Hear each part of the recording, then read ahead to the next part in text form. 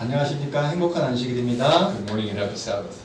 하나님의 나라를 사모하는 모든 분들을 환영합니다. I want to welcome each and every one of you who want to serve the kingdom of God. 이 시간 모든 분들에게 하나님의 은혜가 충만하시기를 주님의 이름으로 축원드립니다. I pray in the name of Jesus that all of us will be blessed as His word is proclaimed.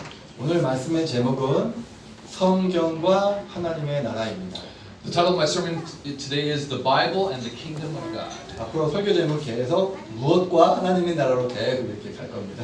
In the coming weeks, I'll be continuing to liken the kingdom of God into various things. 이 본문 말씀 우리 함께 읽어보겠습니다. 시작.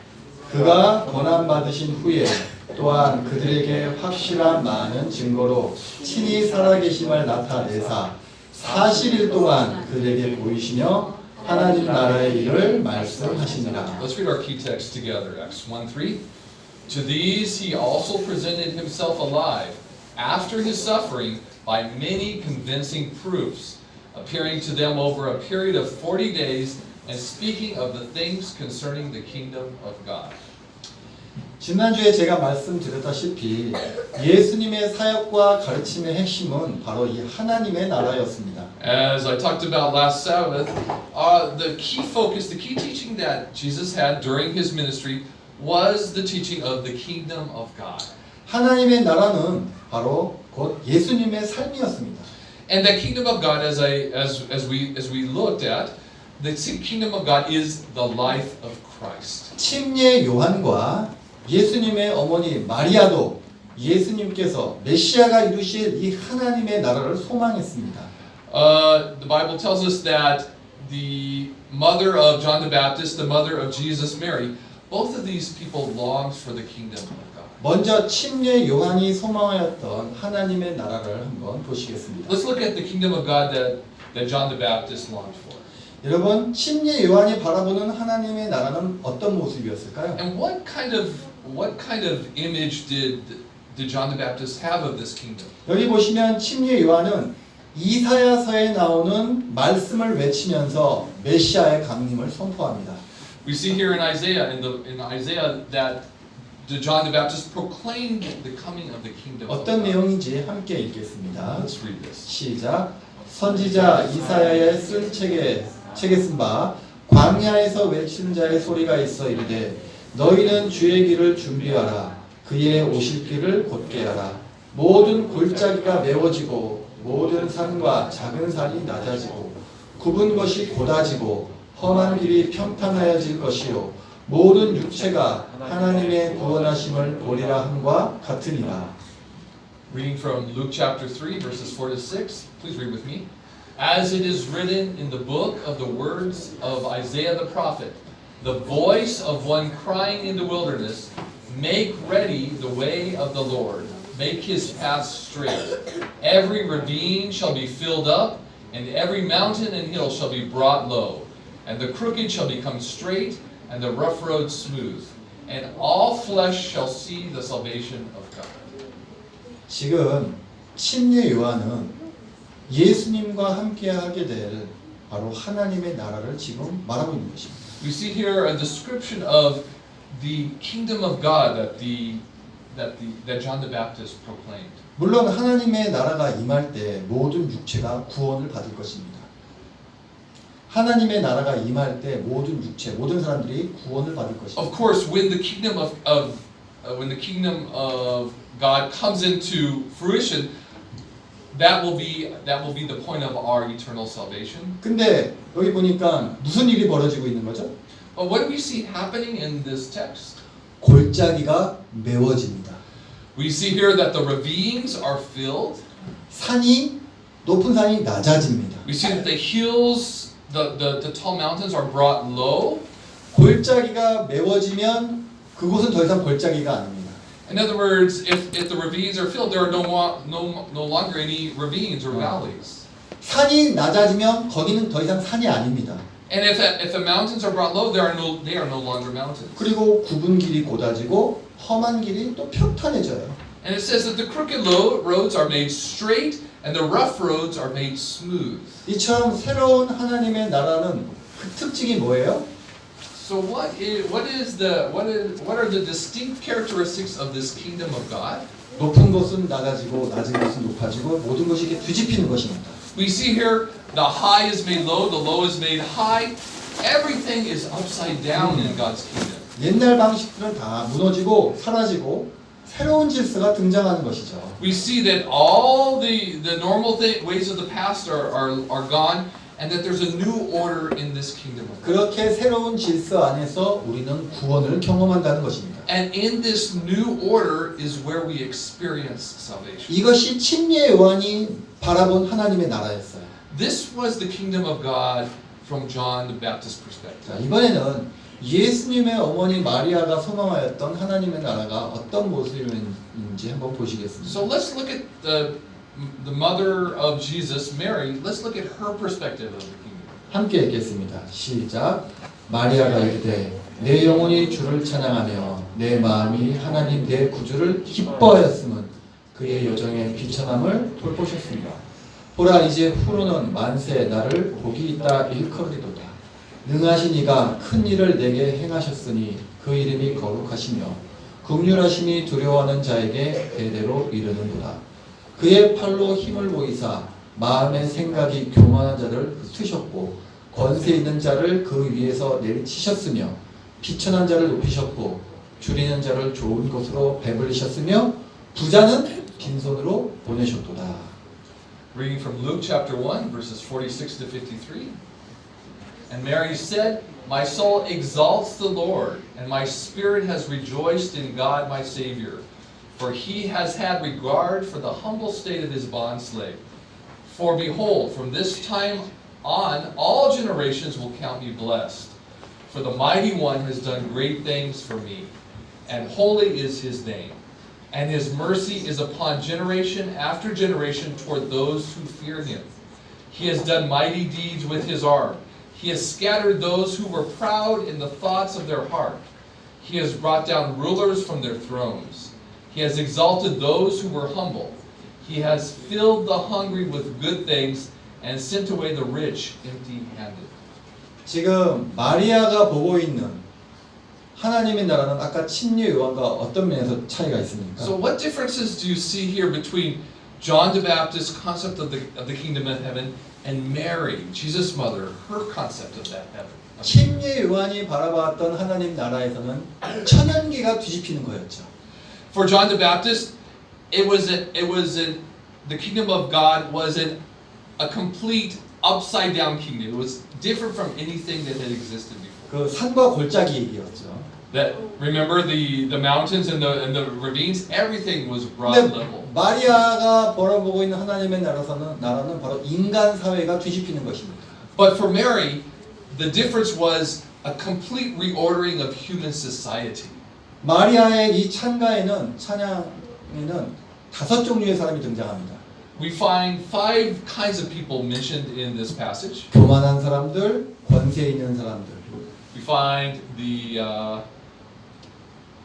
교만한 사람들. we find the proud, the powerful, 그다음 비천한 사람들, 굶주리는 사람들. the poor, the hungry, 마지막으로 부자들. and the rich. 이 사회계층의 가장 꼭대기에 있는 사람들이 바로 교만한 사람, 권세 있는 사람, 또 부자들입니다. So the people at the upper part of society, the proud, the rich, and the powerful. 계층 피라미드의 가장 바닥에 있는 사람들이 바로 비천한 사람, 굶주리는 사람들입니다. At the bottom of this social pyramid are the poor and the hungry. 근데 지금 하나님의 나라에서 어떤 일이 벌어지고 있어요? But from Mary's perspective, what was going to happen in this kingdom of God? 농부와 양치기를 억압하는 그 사람들은 흩어지고 빈손으로 쫓겨난다는 것입니다. It said that the rich would be sent away empty-handed. 그리고 갈릴리의 그 가난한 농부와 양치기들은 높임을 받고 배가 부르게 된다는 것입니다. And that those ordinary people, those shepherds and those farmers, those who work the land, those would be filled. Their hunger would be taken care of. 말하는 내용은 차이가 있지만 마리아의 이 찬양 속에서도 새로운 하나님의 나라에서는 높은 곳과 낮은 곳이 여전히 뒤집히는 건 똑같습니다.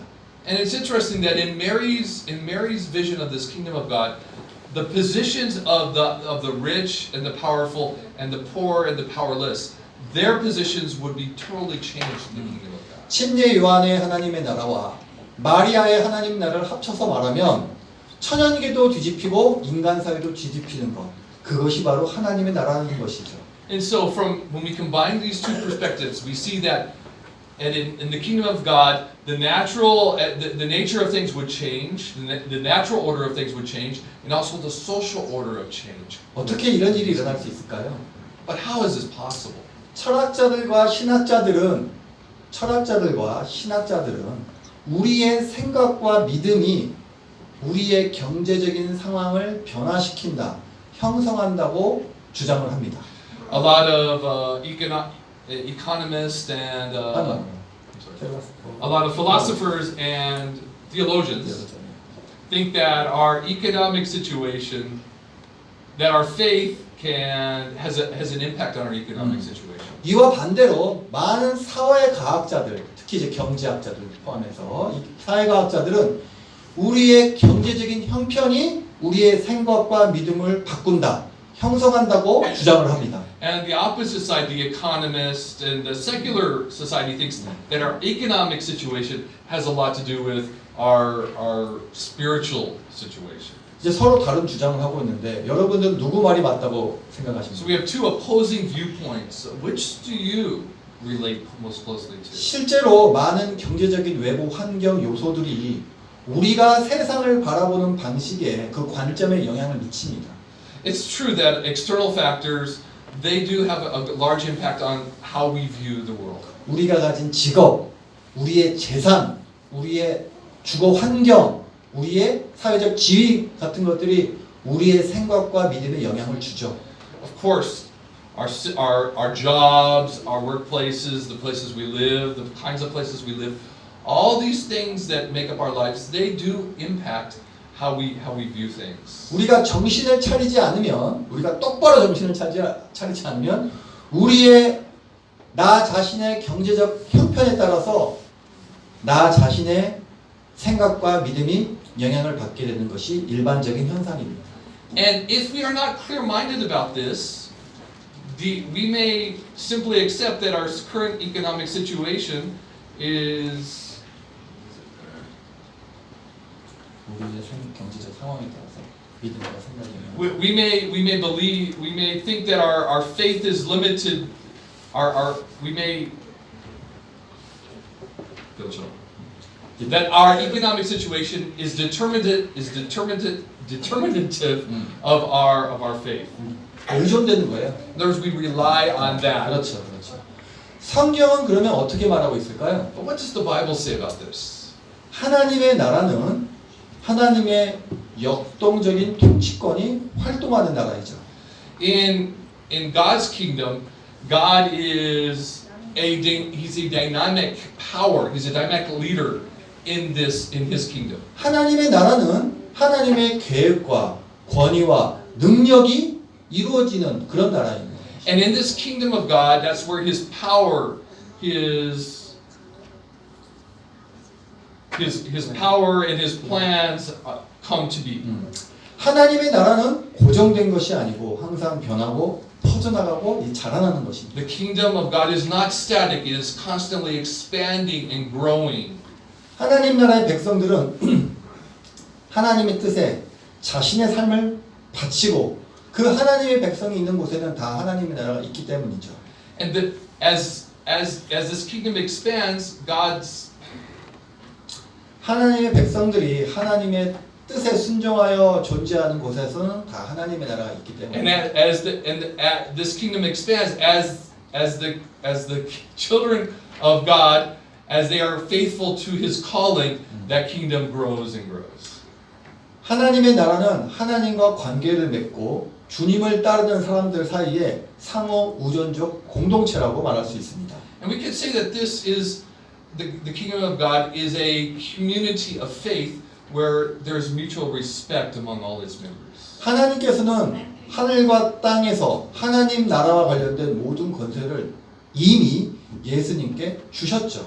And in this kingdom of God, all the power and all the authority has already been given to Jesus. 예수님께서 이렇게 말씀하셨습니다. 함께 읽겠습니다. 시작. 예수께서 나와 말씀하여 이르시되 하늘과 땅의 모든 권세를 내게 주셨으니. Matthew 28:18, let's read. And Jesus came up and spoke to them, saying, All authority has been given to me in heaven and on earth. 하나님의 나라는 곧 예수님의 나라이며 예수님께서 왕이 되는 나라이죠. And the kingdom of God, in the kingdom of God, Jesus is king. 이 예수님께서는 성육신으로 인간이 되셔서 하나님 나라의 참된 비밀을 우리에게 밝히 보여주신 것입니다. And through his incarnation in human flesh, as you and I, Jesus came here to show us. 그래서 우리가 예수님의 삶과 그분의 가르침을 자세히 살피다 보면 그 안에 하나님의 나라에 관한 진리가 담겨 있음을 깨닫게 되는 것이죠. And as we study the life of Christ, we can understand the truth about the kingdom of God. 예수님께서 이렇게 하늘과 땅의 모든 권세를 받기 위해서 먼저 시험을 당하셔야 했습니다. Before Jesus could say, all authority has been given to me on heaven and earth, he had to pass a number of temptations. 예수님께서는 침례를 받으시고 공생애를 시작하시자마자 광야에서 40일 동안 사탄으로부터 시험을 받으셨습니다. And the Bible tells us that after his baptism by John the Baptist, as he began his public ministry, the first thing that happened was that he went out into the wilderness and fasted for 40 days. 그 시험은 그야말로 전쟁이었습니다. But the tests were more like a battle. 함께 읽어보겠습니다. 시작. 광야에서 40일을 계시면서 사탄에게 시험을 받으시며 들짐승과 함께 계시니 천사들이 수종들더라. Let's read Mark 1:13. And he was in the wilderness 40 days being tempted by Satan. And he was with the wild beast and the angels were ministering to him. 이 천사들이 수종을 들 정도로 예수님께서는 서 계실 힘도 없었던 것 같습니다. And the fact that it's mentioned that the angels were ministering to him, we can see that Jesus humanly did not have the power to stand. 예수님께서는 완전히 무장이 해제된 상태로 무기가 아무것도 없는 상태로 사탄과 마주하게 된 것이었죠. And so Jesus, armed with nothing but his relationship with God, he faced off in this battle with Satan. 예수님께서는 광야에서 40일 동안 금식하셨습니다. For 40 days he fasted in the 이 wilderness. 40일이라는 숫자를 여러분 잘 생각해 보시기 바랍니다. This number of 40 days is very significant. 이 40이라는 숫자는 어떤 의미를 가지고 있을까요? And what is that significance? 이스라엘 역사에서 이 40이라는 숫자는 이스라엘 백성들의 시련과 고난을 상징합니다. This number 40 is closely associated with many periods of suffering and trials in the history of the children of Israel. 노아 홍수가 40일 동안 있었습니다. The flood lasted the rain came down on the earth for 40 days. 함께 The time 읽겠습니다. of Noah. 시작. 홍수가 땅에 40일 동안 계속된지라 물이 많아져 방주가 땅에 떠올랐고. Genesis 7:17.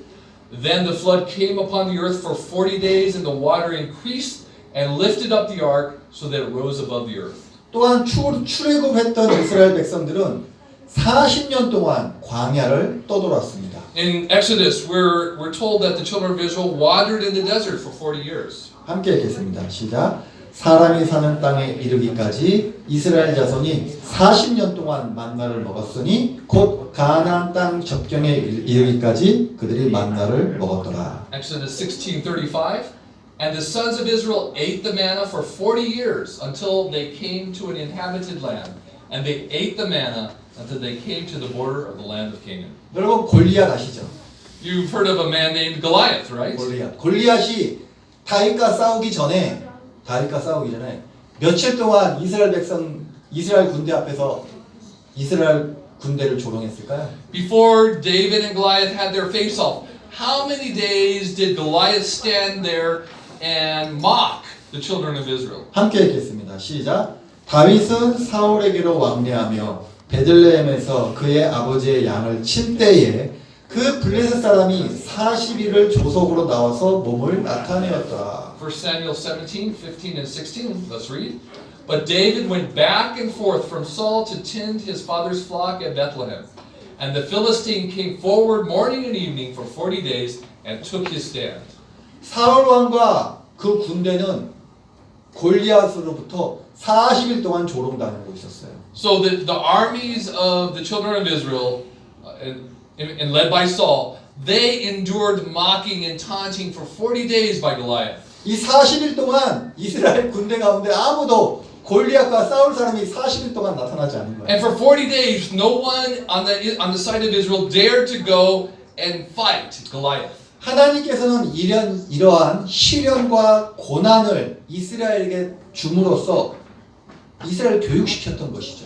The reason God gave Israel these periods of 40 days, 40 years, this was a chance for them to teach them and to train them. 즉, 이 시련과 고난은 하나님 입장에 볼 때는 이게 교육인 거예요. From God's perspective, this was education. 이스라엘 백성들이 그 시련과 고난을 통해 교훈을 얻기를 바랬던 것이죠. And through this time of trial and hardship, God's intention, God's will was that they would learn a lesson. 그래서일까요? Was that the reason? 모세가 하나님으로부터 십계명의 가르침을 받을 때 모세는 40일 동안 시내산 위에 머물렀습니다. In Exodus 24, we see that Moses spent 40 days on Mount Sinai. 함께 읽겠습니다. 시작. 모세는 구름 속으로 들어가서 산 위에 올라왔으며 모세가 40일 40야를 산에 있으니라. Exodus 24:18. And Moses entered the midst of the cloud as he went up to the mountain. And Moses was on the mountain 40 days and 40 nights. 또한 함께 읽겠습니다. 모세가 시작. 모세가 여호와와 함께 40일 40야를 거기 있으면서 떡도 먹지 아니하였고 물도 마시지 아니하였으며 여호와께서는 언약의 말씀 곧 십계명을 그 판들에 기록하셨더라. Continuing in Exodus 34:28. So he was there with the Lord 40 days and 40 nights. He did not eat bread or drink water. And he wrote on the tablets the words of the covenant, the Ten Commandments. 하나님께서 모세에게 40일 동안 가르치신 것입니다. So for 40 days, God himself taught Moses his law. 질문입니다. So there's a question. 부활하신 예수님께서 제자들에게 나타나셔서 하나님의 나라의 일에 관하여 며칠 동안 가르치셨습니까?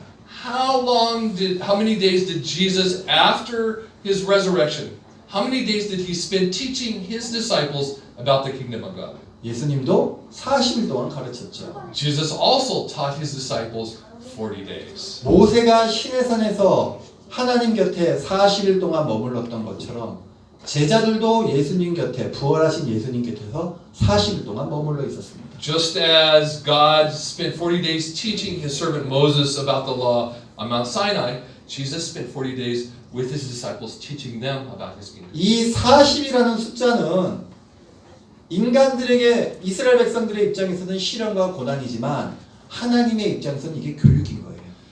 And the important thing to remember is that while the children of Israel considered the number 40 representative of their times of trial and hardship, for God, 40 represented his education program, his training of his people. 마태복음 4장과 누가복음 4장에 이 예수님이 시험받은 내용이 보이는데 마태복음 4장 1절로 2절을 먼저 한번 보시겠습니다. We find the record of Jesus' trials there in the desert with Satan in the book of Matthew chapter 4. 시작. 그때 예수께서 성령에게 이끌리시어 마귀에게 시험을 받으러 광야로 가사 40일 밤낮으로 금식하신 후에 줄이신지라. Let's read verses 1 and 2. Then Jesus was led up by the Spirit into the wilderness to be tempted by the devil. And after he had fasted 40 days and 40 nights, he then became hungry. 부활하신 예수님께서 아무 이유 없이 40일 동안 제자들과 함께 있었던 것이 아니에요. So Jesus didn't take time apart from his disciples there at the beginning of his ministry for no reason. 예수님께서는 지금 광야에서 성령에 이끌려 40일 동안 성령과 함께 보냈고 제자들은 예수님과 함께 40일을 보냈다고 보입니다.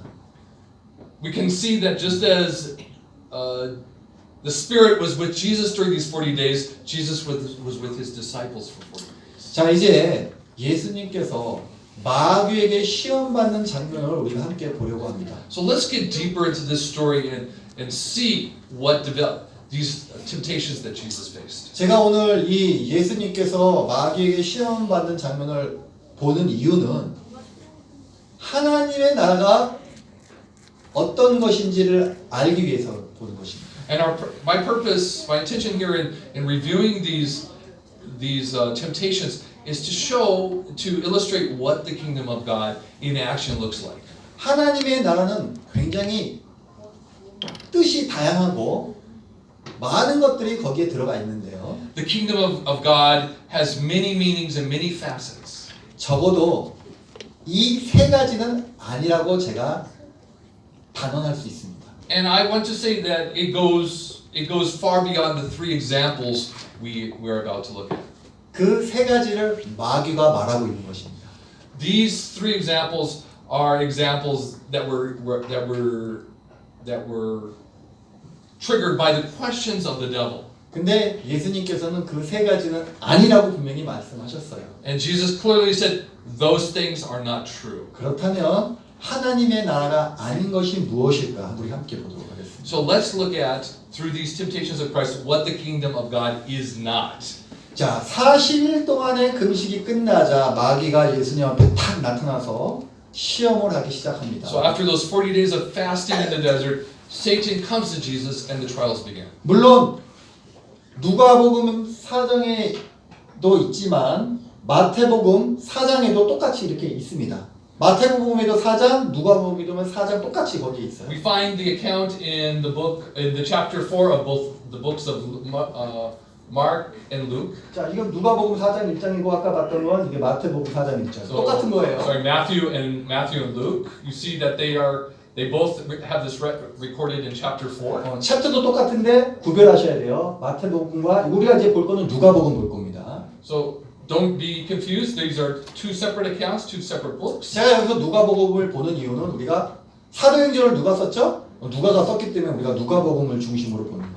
The reason I focus on Luke is because since we're focused on the book of Acts, which was written by Luke, I want to look at his perspective on this. 이 내용은 똑같은데 차이가 하나가 있습니다. The content is the same, but there is one difference. 이 마태복음에서 시험의 순서가 누가복음과 좀 달라요. The orders of the temptations are different between the two books. 마태복음에서는 먼저 누가복음 이거 먼저 한번 읽고 그다음 마태복음 볼게요. 누가복음 4장 1절로 2절 먼저 함께 읽겠습니다. 시작. 예수께서 성령의 충만함을 입어 요단강에서 돌아오사 광야에서 40일 동안 성령에게 이끌리시며 마귀에게 시험을 받으시더라. 이 모든 날에 아무것도 잡수시지 아니하시니 날수가 다함에 줄이신지라. Before I discuss the difference in order, I'd like to go ahead and look through Luke first. Luke 4, 1 and 2, let's read. And Jesus, full of the Holy Spirit, returned from the Jordan and was led by the Spirit into the wilderness for 40 days, being tempted by the devil. He ate nothing during those days, and when they had ended, he became hungry. 자, 이 말씀을 봤을 때 40일이 끝났을 때 마귀가 시험했다는 것을 우리가 알 수 있죠. So in Luke, it's clear that for 40 days he fasts, he's hungry, he has not eaten, and then the temptations begin. 근데 시험의 순서가 다른데요. 마태복음에서는 광야에서 그 다음 성전에서 마지막으로 산에서의 시험이 등장합니다. In Matthew, the order is in the wilderness, in the temple, and in a mountain. 지금 마태복음 4장 8절이 이 세 번째 시험인데 함께 읽어볼게요. 시작. 마귀가 또 그를 데리고 지극히 높은 산으로 가서 천하 만국과 그 영광을 보여. Matthew 4:8 says, again the devil took him to a very high mountain and showed him all the kingdoms of the world and their glory. 마태복음에서 마지막 시험은 산에서 이루어집니다. So the final temptation mentioned in Matthew was the temptation that happened on the mountain. 그 장소가 여기 산이라고 돼 있죠. 산, mountain. It says very clearly it happened on the mountain. 누가복음에는 장소가 잘 분명하게 드러나지 않아서 제가 이렇게 보여드리는 거예요. And the reason I'm pointing this out is because the book of Luke does not clearly define the location. 누가복음에서는 이 산에서의 시험이 두 번째로 등장해요. So in Luke, this is the second temptation. In Matthew, it's the third. 마지막 세 번째 시험이 바로 이 성전에서의 시험입니다. 누가복음에서는. In Luke, the final temptations happens at the temple in Jerusalem. 순서만 달라요. The order, the temptations are the same. The order is the only difference. 오늘은 누가가 기록한 누가복음을 기준으로 이 세 가지 시험을 살펴보겠습니다. So I'd like to look at from the author Luke, his perspective, these three temptations. 세 가지 시험 여러분 잘 아시겠지만, 자 마귀의 시험은 이 세 가지를 합쳐서 간단하게 말하면 어떤 시험일까요? If we combine these three temptations, which you are all familiar with, what could we combine them into one and say that the temptation was about? 공통점이 뭐냐는 거죠. What was the thing that they all had in common? 도대체 예수님한테 뭘 요구하는 거예요? What was he asking of Jesus? 간단히 말하면 마귀는 예수님에게 마귀를 섬기는 나라를 한번 만들어 보지 않을래? 이게 시험의 핵심입니다. The essence of these temptations were to create, to worship, to admit, to accept the devil's kingdom. 지금 예수님은 굶주린 한 인간으로 지금 마귀와 상대하고 있는 것이죠. And so Jesus is in a weakened state, a human state, and he's facing the temptations of Satan. 지금 예수님께서는 첫째 아담이 실패한 그 시험을 둘째 아담이 되어서 지금 시험을 받고 있는 거예요. We see here that the very test that the first Adam failed, the second Adam, Jesus, is now facing. 재수의 재수하고 있는 거예요 지금 예수님이. 두 번째, 첫 번째 시험에 낙방하고 두 번째 시험을. So we see here it's the retest. 리테스트. It's the retest on like the college entrance exam, the second shot at it. 하나님께서 친히 만들어 주신 돌판을 모세가 받았는데 그 돌판 깨진 거 아시죠? You know that Moses, when he went down and he saw what was happening, he broke those tablets of stone. He threw them down and broke them. 그래서 모세가 다시 이번에는 처음에는 하나님께서 돌판까지 만들어 주지만 두 번째는 네가 돌판 만들어 와. 그래서 모세가 돌판을 만들어 올라가죠. And we know from the story that the first tablets that Moses broke, those were written by the hand of God. 그래서 But the second were tablets that Moses took, and he was the one who wrote them. 십계명의 그 돌판은 두 번째 돌판이었어요. So the actual Ten Commandments that were carried down that mountain intact were written by the hand of 인류에게 Moses. 두 번째 시험이 주어지고 있는 거죠. So we see here that humanity is being tested